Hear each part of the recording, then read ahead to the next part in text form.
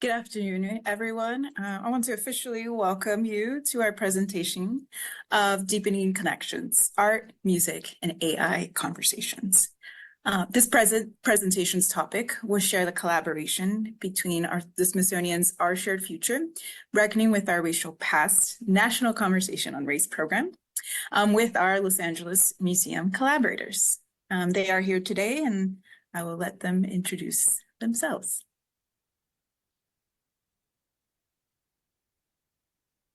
Hello, everyone. I'm Jim Herr. I'm the director of the National Center for the Preservation of Democracy at the Japanese American National Museum here in Los Angeles.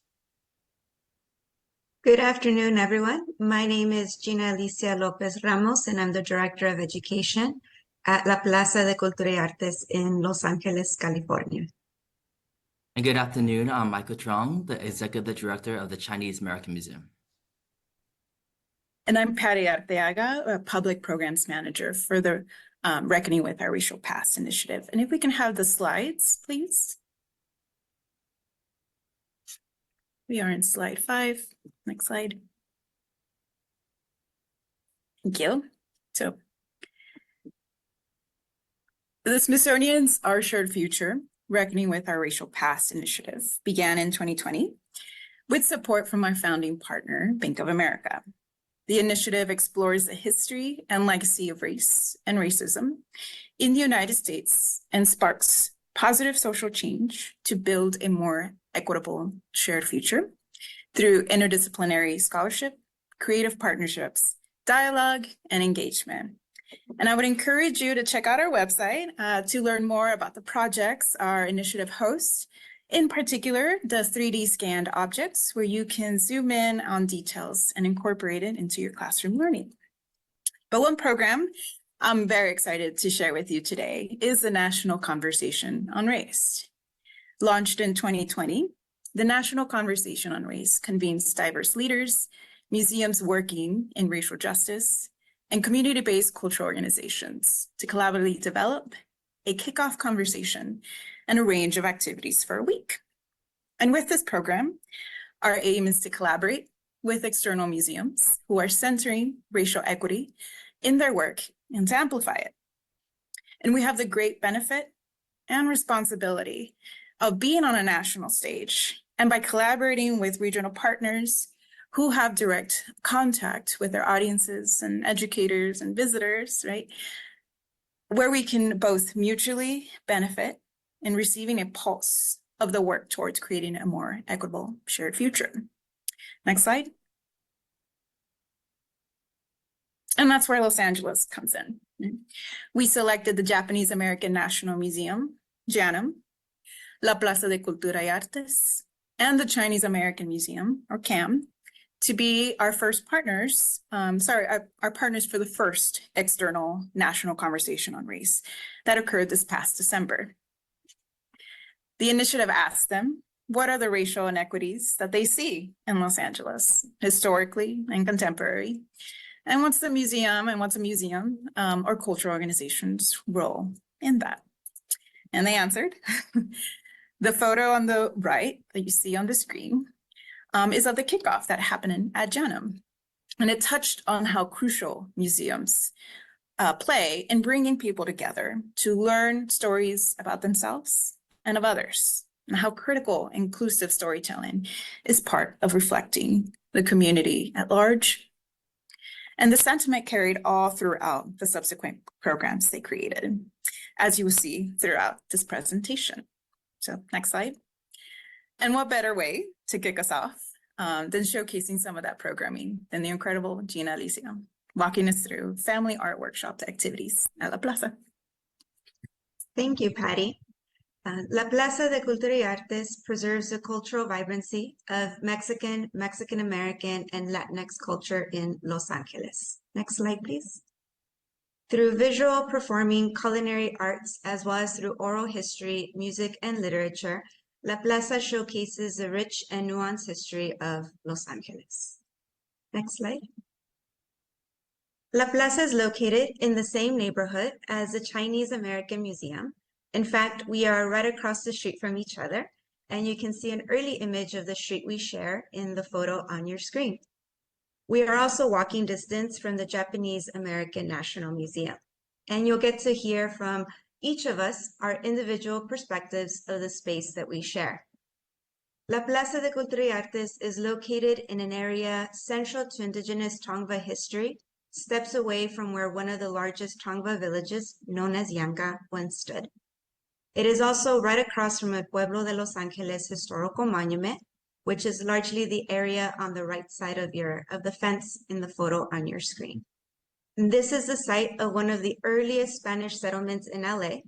In this location in 1781, 44 Spanish settlers from mixed African, Spanish, and indigenous ancestries arrived from a walking journey through the Sonoran Desert to form Los Angeles. These founding settlers were as culturally diverse as Los Angeles is today. Next slide, please. From the city's early beginnings, the public square or plaza area at El Pueblo has always been an important gathering space. Its role as a central place in the city was further cemented by a city ordinance in 1909, which, in an effort to quench free speech and rebellion, the city banned public speech and limited it exclusively to the plaza area. Here, people could share and talk about social, political, labor, and economic issues, which is what you see in the black and white image on your screen. In this photo, you see someone standing on a soapbox, speaking out about a topic important to them. Today, the plaza continues to serve as a place of protest, but also a special cultural space for celebration. In the spirit of the community it is located in, La Plaza de Cultura y Artes brought to life the multifaceted Latinx history, art, and culture of LA through 2 art-making workshops as part of a collaborative Family Day celebration across our 3 museums. Next slide. One of our signature programs at La Plaza is our Family Day series. Family Days are rooted in cultural celebrations, and you can play the video, including Cesar Chavez Day, Cinco de Mayo, Fiestas Patrias, and Dia de los Muertos. In this video, you see highlights of our art-making workshops as part of Cesar Chavez Day earlier this year. Our art-making workshops are designed to 1, create multi-generational memories for families, 2, explore complex histories in an accessible way, and 3, inspire and uplift cultural and family history. As we prepare to explore the topic of the legacy of race and racism as part of this project, we struggled a bit to create workshops that were inclusive to multi-generational families and that would be culturally uplifting, given the nuanced theme of the project. To think about this, we focus on the following guiding question.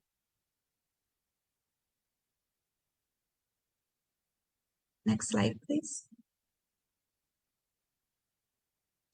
In a large city with diverse histories, how can youth of all ages, newcomer families, and multi-generational families connect to local and community history? Newcomer families include immigrant, migrant, and refugee youth and families with limited time in the U.S. And this question led us to 2 art workshops that allowed families to contribute to the larger historical context of LA by using their personal family stories and experiences as a springboard. Next slide. The first art workshop we developed was titled Mi Los Angeles Adventure Book. The prompt for this workshop read, each experience in Los Angeles is an adventure and memory to write and draw about. Record the excitement of your adventures throughout Los Angeles by crafting your own adventure book. Next slide. On the screen, you can see examples of the entry pages of this book. And in the link provided in the chat, you can click on an educator packet that provides the template for this art-making workshop, step-by-step instructions on how to bind this book together, and tips and strategies on how to adapt this activity for your classroom. As you can see, these entry pages include accessible opportunities for participants to color in, write, or draw. Next slide. This activity ended with encouraging participants to continue documenting their family history and stories. which we phrased as adventures, by adding more pages to their book as needed. Next slide. The second art workshop we developed as part of this project was titled My City, Los Angeles Flag. As you can see on the screen, the flag for the city of Los Angeles is probably one of the least visually appealing flags that exists. At quick glance, you see 3 different bright colors that do not complement each other. You see very rough, jagged lines with no sense of what they can mean. And at the center of the flag, you can see the symbols that make up the crest or city seal. As an educator, you can lead a very interesting exercise with students examining and exploring your own city flag and what symbols and colors might mean in relation to your city's history and the people who make up your city. You can also have students redesign their city flag based on what they know about their city or what they love the most about their community. And that is exactly what we aim to do with this art workshop. We asked participants, what does Los Angeles mean to you? Design your own city flag that reflects what you love most about LA, and share your finished design with others by waving your flag with pride. Next slide. Using stencils, markers, and blank banners, participants were encouraged to create a flag representative of what they love the most about their city. You can see on this slide images of participants sharing their finished designs. Next slide. And you can play the video, please. In this video, you can see the full scope of these immersive art workshops and how they were integrated as part of an inclusive Family Day celebration. Ultimately, these workshops gave families an opportunity to document and preserve their family history in an accessible way. Participants were prompted to fill in the blanks, draw, reflect together, and most importantly, have fun. Next slide. Most significant is that these workshops created entryways for multi-generational families to engage in creative and inclusive storytelling. By rooting these activities in family histories and stories, it provided a culturally uplifting experience for all participants. Inclusive storytelling can be both an intimate, personal, and family-oriented experience, as well as an expansive group experience. And to continue exploring these strategies, I will toss it back to Patty. Thank you, Gina, Alicia. So for personal stories of what belonging to Los Angeles looks and feels like for all Los Angeles, I now invite Michael to expand out on and share a more somber tone of Los Angeles and how a historical tragic event is being reinterpreted via music. Thank you, Patty, and thank you, Gina, Alicia. May I get the next slide, please? I'm so honored to be here with you today to discuss our partnership with the Smithsonian. We are fortunate enough to have the opportunity to work with our friends at La Plaza, who is located across the street from us, and with JANM, who is located across the freeway from us. May I get the next slide? If you're familiar with downtown, you know that Chinatown is located on Broadway and Hill. CAM is located at a Pueblo on the same plaza as Rivera Street. We are often asked why CAM is located here. Our answer, we're reclaiming a piece of history that was once forgotten. Starting with the construction of Union Station, the original site of Chinatown was demolished, and the Chinese community was displaced, leaving a handful of buildings behind, including the 1890 Garnier Building, CAM's current home. May I get the next slide? The Chinese American Museum began to migrate to California during the gold rush. Many came to search for gold, hoping to return to their families. While some did, others found work and employment elsewhere in the United States. Next slide. As the population of Chinese America grew, growing anti-Chinese sentiment spread throughout the nation, eventually leading to the passing of the 1882 Chinese Exclusion Act. Next slide, please. The Chinese began to settle in Los Angeles in the early 1850s, and by the 1870s, the population grew to approximately 200. Unfortunately, LA's beginnings for many communities have a dark history. As such, LA was not excluded from the xenophobic narrative that was once mentioned earlier. May I get the next slide? I would like to play a video that helped me continue to tell this story. Please play the video. It started out as a typical autumn day in October 1871 here in Los Angeles.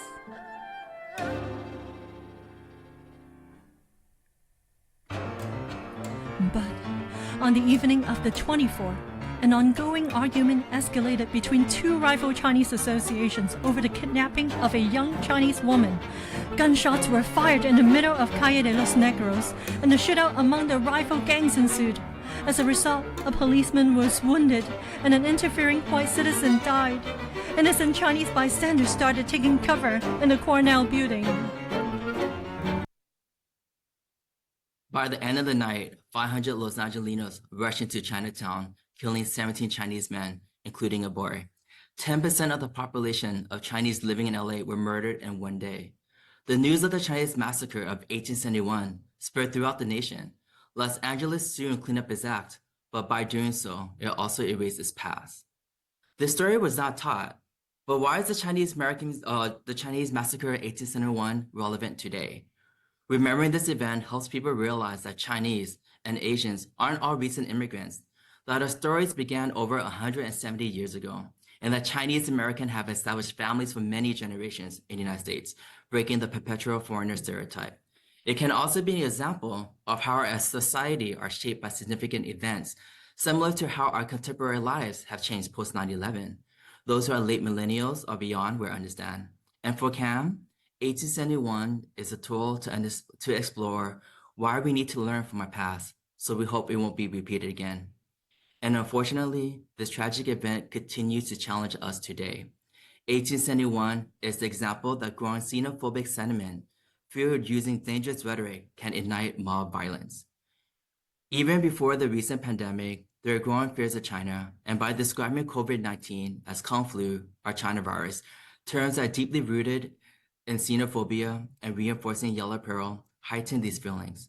Some may view the use of these words as harmless or even cute, and many have wondered what could have been the result of or the harm of accepting the use of these terms. Next slide.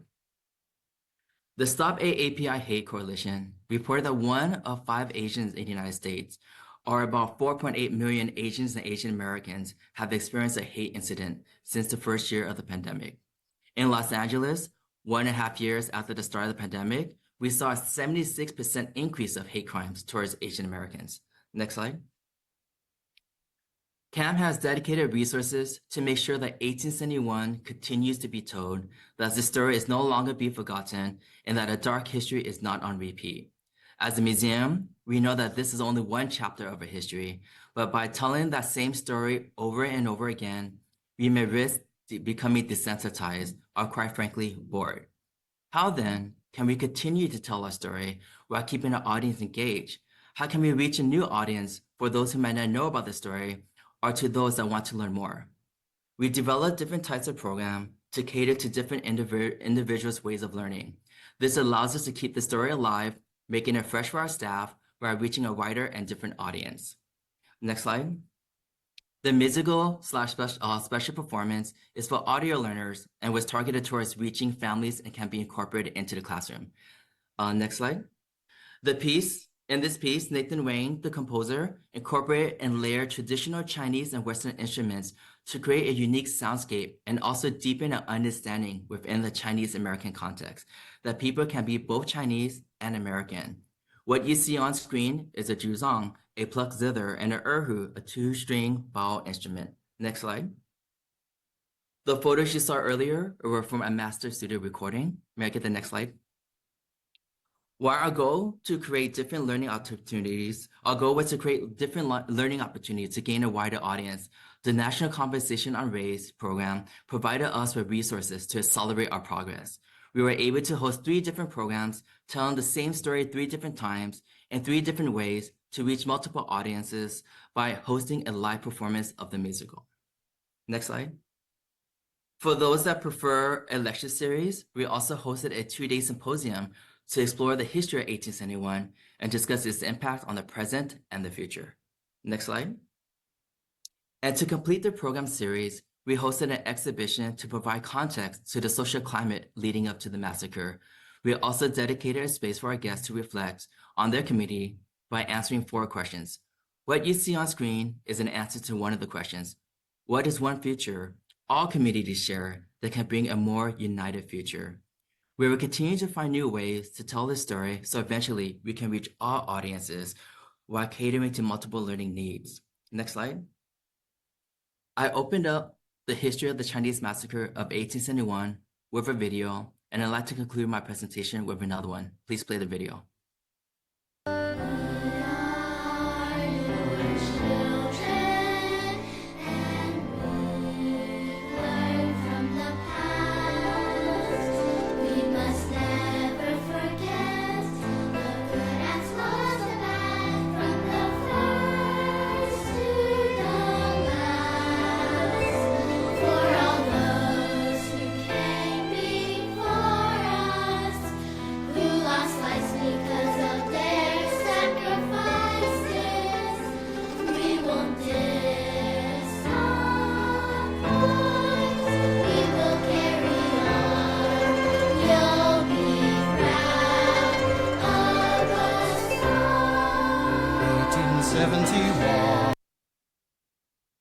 Links to the video and other materials can be found in the chat box. Thank you. I pass it back to Patty. Thank you, Michael. And as you just heard, sometimes telling inclusive stories can involve pain, painful histories and presents, pain that we are still trying to figure out what to do with it. But instead of shying away, CAM put it all in the open so others may learn and behold this information. And now you are now beholden to that information. So what can we do to make sure that it doesn't happen again? And at JANM, they provided an idea to that by asking questions from someone who lived through such a crucial time in American history. Jim will now share how an AI conversation is documenting crucial voices for the now and for the future. So a note that this AI experience was already part of JANM even before the national conversation on race happened, but was largely incorporated into the kickoff and program activities. So I pass it now to you, Jim. Thank you so much, Patty. And before I get to that wonderful exhibition, I want to just talk a little bit about the Japanese American National Museum. For those of you who may not be familiar with us, we are located in the Little Tokyo section of Los Angeles, which is near downtown. We're just a few blocks away from our partners at La Plaza and at the Chinese American Museum. And the Little Tokyo neighborhood is celebrating 140 years this year as a community center. While our business improvement district calculates that we get about 8 million visitors to our community each year, the Little Tokyo district was named recently one of America's most endangered historic places by the National Trust for Historic Preservation because of the many traditionally owned businesses within the community that have been closing up due to gentrification.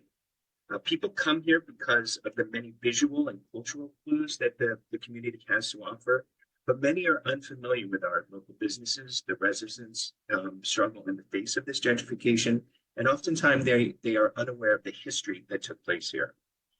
The museum has 4 main components to its campus.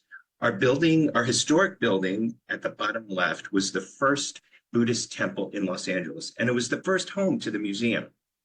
The pavilion building at the top left is a newer building, which we opened about 25 years ago. And it houses our collections, our core exhibition, major exhibitions, convening space for community and classrooms. The Democracy Center at the bottom right is our newest part of our campus, although it has already been here for about 20 years. And we'll talk a little bit about that in a moment. But all 3 are connected in the middle by a plaza, which we recently renamed in honor of Norman Y. Mineta and for his contributions to the Japanese American community and to our country. So connecting all of us is the Norman Y. Mineta Democracy Plaza. Next slide. So the plaza, if you couldn't tell, was actually a thoroughfare at one time. It was the continuation of Central Avenue through Los Angeles. And it was there on that site in 1942 that 37,000 Japanese Americans were ordered to report before being taken off to processing centers and then on to the incarceration camps as a result of Executive Order 9066. this is a place where history actually happened, where democracy failed its people. It is a sad history, but is one that we need to be telling for future generations so that it does not happen again. But we also celebrate the wonderful things that the Japanese American community has done. Next slide.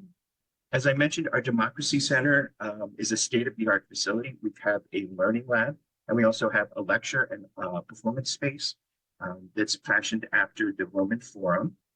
So every seat in the house is a great seat. We host a variety of public programs, as well as providing the community with resources and elected officials with space to have public hearings and meetings. And coming this fall, we will actually be a vote center as well as a venue for citizenship ceremonies. Next slide. The museum was built on storytelling, not just the storytelling of what happened in 1942, but throughout all of the Japanese American experience. But we also recognize that today's museum goers, particularly youth, want and expect a certain level of technological engagement. So we've been working on various platforms to try and augment this. In a recent exhibition experience called Be Here 1942, we used AR, augmented reality. And through the use of this technology, we transformed our plaza and one of our exhibition spaces into what it would have looked like in 1942 as Japanese Americans gathered to be taken away. Using the technology, museum goers are able to take an iPad and walk out onto the plaza, and then the plaza comes alive with the people that we had as the artist had put them there. So if you look at that picture on the bottom right, those are actually actors that recreated that scene. But with the platform, we're able to have people experience it as they walk around the plaza. The other exhibition we have here is on the left is Aki's Market. Artist Glenn Kino recently created what his family corner market looked like back in the day. It was located in Boyle Heights, which is just a short 1 to 2 miles from the museum, and was another center of Japanese American community. And through the use of virtual reality, or VR, visitors could walk through the front doors of the store and browse the aisles. So if you see on the bottom left there, there's a picture of somebody who seems to just be walking around in an empty room. And he is, but with the VR goggles on, it actually recreates what the store looks like. So he's wandering around the inside of the store. So it's a really incredible way to tell stories. And we also have another bit of technology that we use, and that is AI, or artificial intelligence. And so, Patty, I think we're going to show a quick video of what that looks like. Soldiers. Yeah, if you can. Most of that generation is gone. The young people are digging up more information and want to know more. So they're the ones that are keeping the stories going. In 2019, we were honored when Lawson Sakai came to our studio to record his story file with our volumetric 360-degree capture camera system. He answered more than 1,000 questions about his life, as well as thoughts that he wanted to share with the future. Using an AI, StoryFile then transformed Lawson's pre-recorded interview into a video that you can have a conversation with now and forever. Hopefully, that chapter of the American people that were Japanese ancestry will never be forgotten, because it can easily be dropped and no one will know a thing about it. That's why it's very important that the American public is taught that this is what happened in America in 1941. Can it happen again? Sure. But you can stop it. My name is Lawson Sakai. I'm a veteran of the U.S. Army in World War II. I'm an American of Japanese ancestry.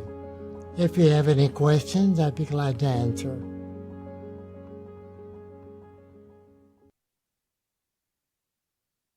Wonderful. Can we take the next slide? Okay.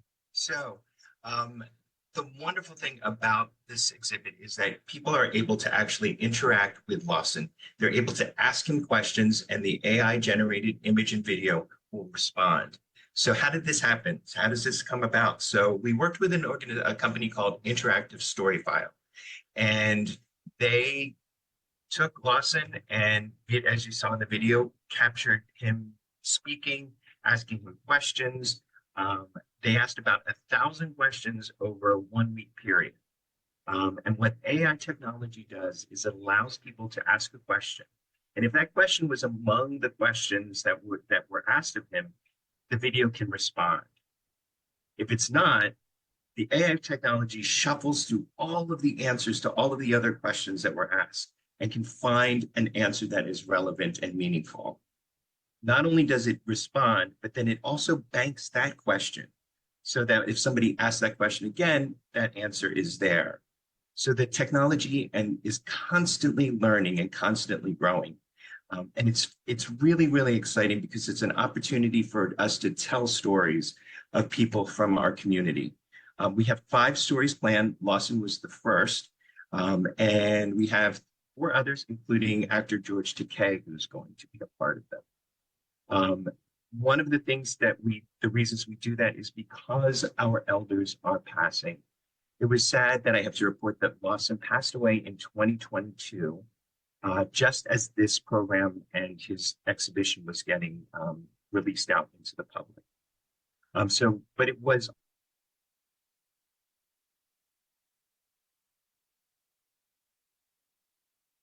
personality as well. Can you go to the next slide? Visitors do expect some type of level of technology these days, but technology can be easily overwhelmed by large groups. So we found it better that it's usually to have smaller groups interact with Lawson. But we're also building these online capabilities and remote access capabilities, as well as instructional materials for teachers so that they can use Lawson and our other exhibitions in their classrooms. Next slide. The story file is a powerful first-person way of telling stories, and we do want to capture these before they disappear. The stories are ones that haven't always been told or haven't always been heard by the public, and it's important for the community and for all of us to share that. A couple of things to take away is that as wonderful as the technology is, it can't overwhelm the story. The wow factor of it and the excitement of it should not overshadow the story of these real, incredible human beings who have done so much for our community and for our country. The tech is also super resource heavy. For the Be Here exhibition that used AR, we had hoped that we could use people's iPhones and they could download something and go out onto the plaza by themselves using their iPhones. But the tech is so super heavy in terms of resource and memory. So it just wasn't practical. But as time goes on, all of those kinds of things will probably come down and we'll be able to implement that type of technology. But it is important to also remember that not everybody has access to these types of technologies. So as institutions, we must be also working to help bridge the digital divide that exists with so many communities. Thank you so much for listening to this part of our presentation. I'm going to toss it back to Patty for any questions you want. Thank you, Jim. And if we can just stay on this slide for the moment, I just kind of want to share concluding thoughts that, these stories shared here are LA history. They take place and they look and they zero in on LA history. But when you zoom out, the through lines can be found on a national level. With La Plaza, you have art workshops that create a sense of belonging to a city, whether for generations who have been here or for newcomers. Families and communities long ignored are making a claim that this is their city too, that they belong. And with CAM, you have a tragedy that occurred almost 150 years ago, and yet its still sentiment is as poignant as ever. But in creating it in musical form, they shifted what would have just been read as numbers, as statistics, into an emotional learning experience. The children singing each represent a victim, a life cut short because of this massacre.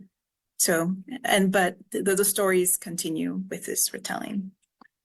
And then with Jana, having a conversation with AI version of Lawson collapses time and space. And I'll tell you because I've done that. And it's you feel him. And when you stand to ask him a question, you're standing right in front of him on the screen, eye to eye. So you are confronting all the legacy and you're engaging with it. So these are our stories too. It may concentrate in Los Angeles, but these through lines of belonging, remembrance, and what connects us to the past are necessary in inclusive storytelling and our national understandings of ourselves. So my task for all of you is how we can deepen those connections to tell a more inclusive story. It can be as intimate or as expansive, but as long as you are reaching for the what's missing. And what's the intersection here? How can we creatively engage our visitors, audiences, and students to take ownership of these histories? And that's our overall hope with our national conversation on race programs, of bringing people together, of conversing, and to share new perspectives, of bringing these histories to life. And so in the spirit of the program, let's keep the conversation going. And I believe we have some questions that I will address to our participants. And so, Jim, this question is for you. How do you make sure that the AI doesn't err when mining in the answers to respond to their new questions? So I guess the short answer is we don't.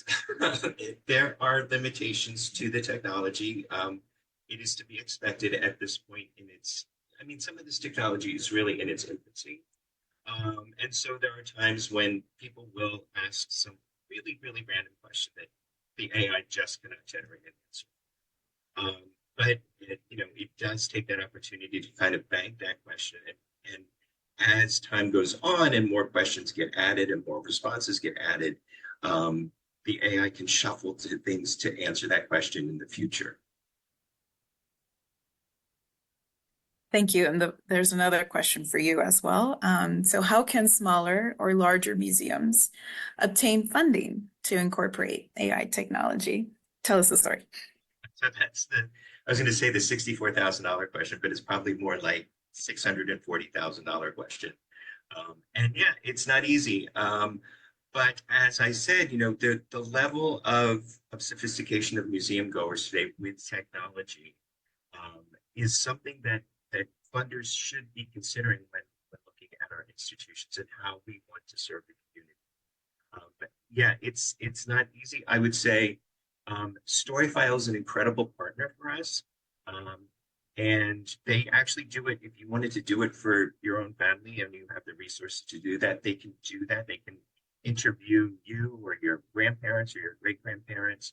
And then, of course, there's all kinds of technology models from very basic to one of the ones that we have, which is a little bit more sophisticated. But it might be starting small with something that they could help you with.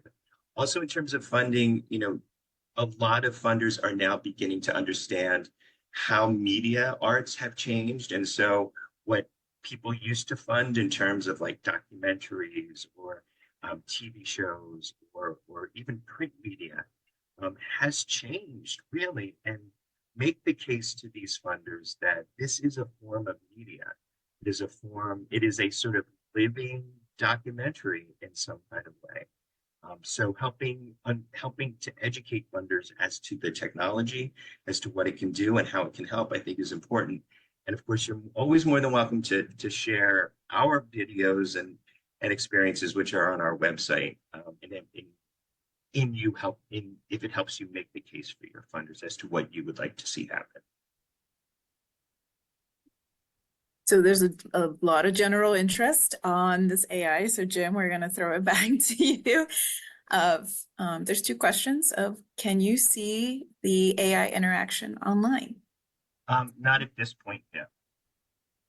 Thanks. But you see, we have videos of people interacting, but we haven't gotten to that point yet where we can make it interact with a web viewer.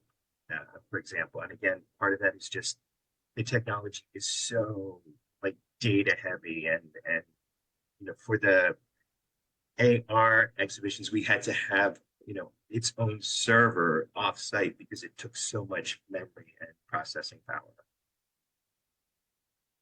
All right, and the last question for you, at least at this moment, is out of curiosity, are there any ethical drawbacks to using AI in this manner, in storytelling?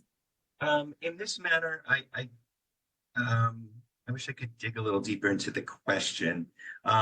We're not using the technology to produce something that somebody might use in terms of using like ChatGPT to create a work, a published work, or a paper, or an essay.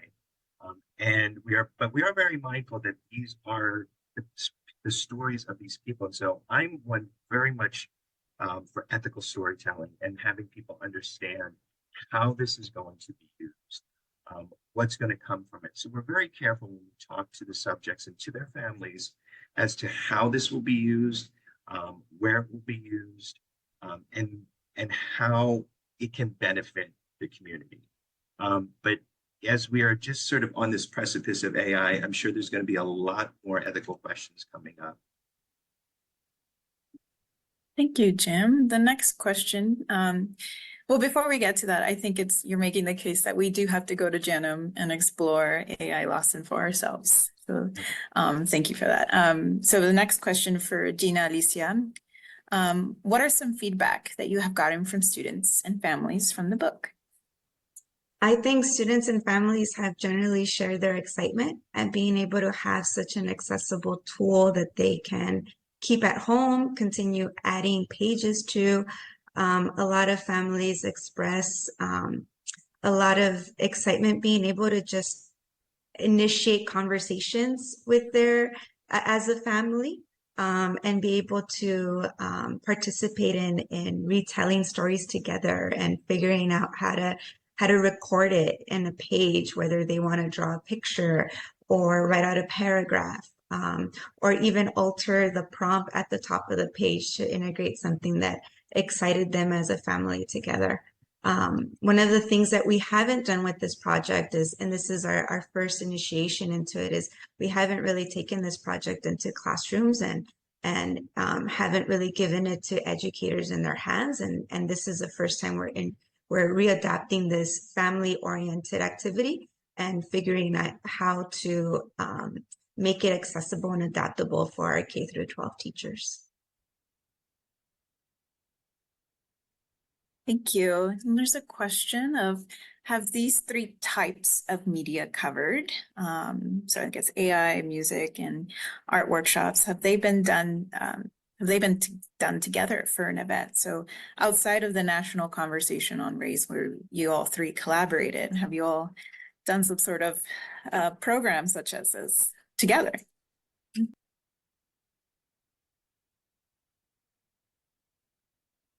Anyone take this question? For the museum, we haven't really delved into the AI, but I think that with this partnership that we've been doing on the national race on conversation on race, it's just opportunity to now really think about what partnerships we have, right? We may not have the same resources as Janum, but we could lean on them for guidance and support on certain aspects of it. So I think what's been really great about the December program last year was bringing everybody to the table to really say, like, what are we doing that's unique? And then how can we then tell a larger Los Angeles story within the context? So, it wasn't a one-day event, but it was this series event that Janum, La Plaza, and Cam did for 2 weeks that really allowed us to lean on our strength, but also tells us stories in different ways that that was really interesting, and utilizing families, participation with AI. So it's really great to just be a part of the project. And I think we also had the opportunity to invite other Smithsonian affiliates in the area to participate in our Family Day. So we expanded beyond just our 3 institutions, and we're able to welcome institutions from other communities, and even things like the the Downey Space Center, which was, I think tells the history of sort of the aerospace industry, but is also a Smithsonian building. But it's also a way to share stories and share resources and build partnerships. And I think we're on track to kind of do a second iteration of this coming up in the next few months.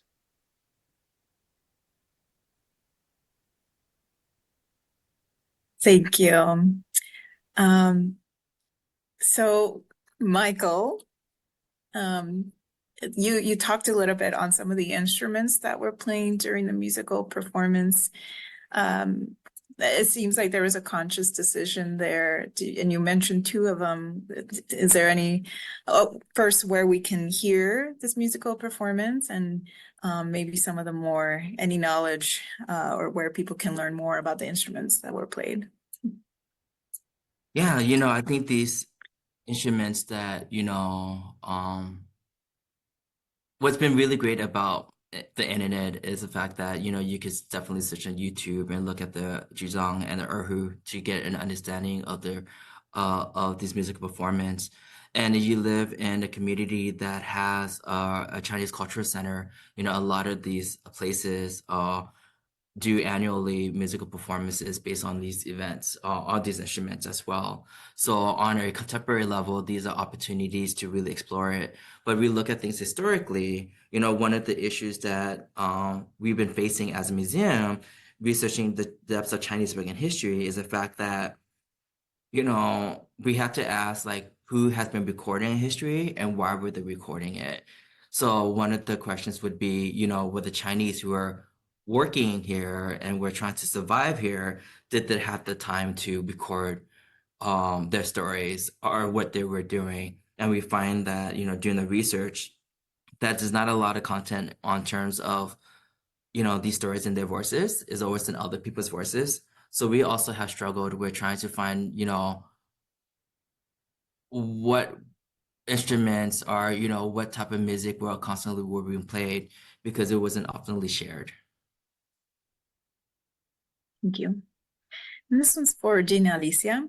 How can educators best utilize Mi Los Angeles Adventure book to engage students in exploring the cultural diversity of Los Angeles while fostering creativity and bilingual literacy?